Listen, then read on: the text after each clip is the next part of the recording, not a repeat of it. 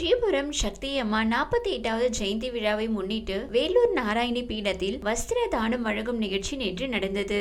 நாராயணி மருத்துவமனை இயக்குனர் பாலாஜி, தங்க கோவில் இயக்குனர் சுரேஷ் பாபு ஆகியோர் வரவேற்றனர். சிறப்பு விருந்தினராக நந்தகுமார் எம்எல்ஏ கலந்து கொண்டு பேசினார். இதையடுத்து 10,008 பெண்களுக்கு சக்தி அம்மா வஸ்திர தானங்களை வழங்கினார். அப்போது அவர் பேசுகையில், தினமும் நாராயணி பீடத்தில் பல மங்களகரமான காரியங்கள் நடந்து கொண்டிருக்கிறது. அத்தனை விழாக்களிலும் அம்மாவுக்கு அதிகம் பிடித்த விழா இதுதான்.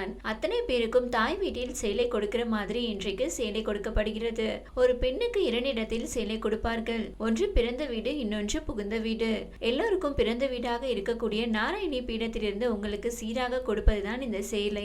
பல நாடுகளில் இருந்து லட்சக்கணக்கான ரூபாய் செலவு செய்து இந்த இடத்திற்கு வரும் பக்தர்கள் கொஞ்ச நாள் தங்கி இருந்து இந்த சக்தியை உள்வாங்கி செல்கின்றனர். ஆஸ்திரேலியாவை சேர்ந்த விஞ்ஞானி, டாக்டர் இருவரும் பக்தியின் அடையாளமாக சரஸ்வதி மந்திரத்தை படிக்கின்றனர். இது அவர்களுக்கு ஆரோக்கியத்தை தரும். மந்திரம் படித்தாலே அம்மாவினுடைய அருள் கிடைக்கும் என்பதை உணர்ந்துள்ளனர் என்றார். நிகழ்ச்சியில் நாராயணி பீட மேலாளர் சம்பத், அறங்காவலர் சவுந்தரராஜன் உள்பட பலர் கலந்து கொண்டனர்.